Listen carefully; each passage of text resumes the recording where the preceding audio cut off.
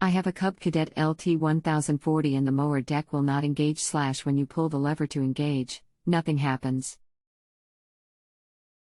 Any suggestions? Hi, my name is to you for letting me try and assist you with your problem. What happened leading up to this problem? Can you give me any history to this issue? Sometimes that helps determine the problem since I'm not there to do testing in person. Thanks, Jeremy. Prior to this, the mower deck had failed to engage a couple of times.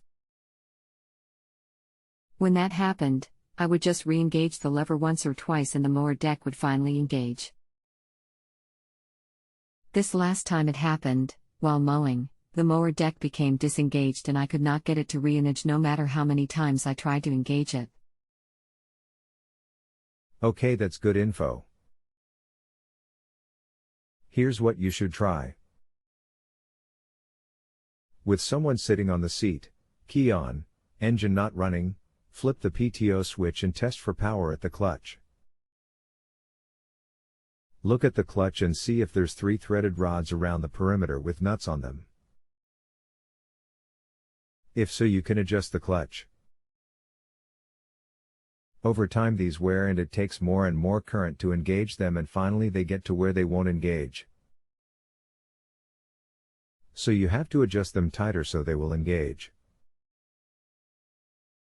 If you have the nuts you need to use a 0.010 feeler gauge and tighten the nuts so you get a light tension on that feeler gauge all the way around right next to the nuts. If this doesn't fix it and you do have power to the clutch is bad and will need replaced. If you don't have power at all to the clutch, the switch itself is bad and will need replaced. Cub had a huge batch of bad PTO switches a few years ago, so maybe you got one of those and you just need a new PTO switch. The key here though is to find out if you have power going to the clutch or not.